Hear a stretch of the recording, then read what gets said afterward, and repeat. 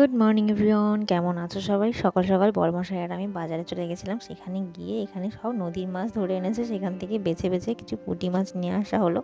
আর বাজার করে সোজা এখন যাচ্ছি ঘরের দিকে। মা এসেছে আমার কাছে 2-3 দিন হয়ে গেছে। তো আজকে যেহেতু একটু অন্যরকম খাবার খাবো সকালবেলায়, তাই সকাল সকাল বাজারে চলে গেছিলাম। এখানে মা সকালের জন্য রান্না করছে খুদের ভাত। কারা কারা খুদের ভাত খাও অবশ্যই জানিও। আর মায়ের হাতের খুদের ভাত আমার তো ভীষণ ভালো লাগে, আর একা একা খুদের ভাত খেতে ইচ্ছা হয় না। মা আছে দেখেই আজকে খাওয়ার জন্য খুব ইচ্ছা হলো। মা নিয়ে এসেছিলো সাথে করে। আর এই যে পুঁটি মাছগুলো কেটে ধুয়ে দিয়েছি। এখন পুঁটি মাছ ভাজা, শাক ভাজা আর খুদ ভাত হয়ে গেছে। মা সুন্দর করে মেখে দিচ্ছে। আর এই যে সকাল সকাল খুদের ভাত খেতে বসে পড়েছি। মা মেয়ে বসে গল্প করছি আর খাচ্ছি। এই দিনটার আশায় ছিলাম কতদিন থেকে যে মা আমার কাছে আসবে আর আমরা বসে অনেক গল্প করব, খাওয়া দাওয়া করবো।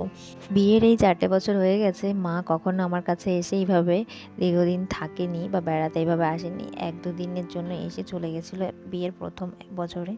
তো তারপরে যাই হোক, এখন আসার পরে মনটাও বেশ ভালো লাগছে। আর একটু বাইরে চলে এসেছিলাম, কুহু রানীর সঙ্গে একটু খেলছিলাম, কথা বলছিলাম। আর এদিকে গাছপালাগুলো একটু দেখছিলাম। বাইরের রোদটা বেশ ভালো লাগছে আজকে, হালকা হালকা ঠান্ডা আছে।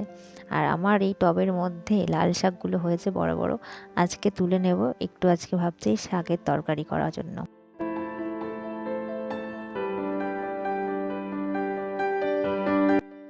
তো নিজে একটুখানি হাতে করে সবজি লাগিয়ে নিয়েছিলাম। আর এই যে এত সুন্দর হয়ে গেছে সবজিগুলো, দেখে কি ভালো লাগছে।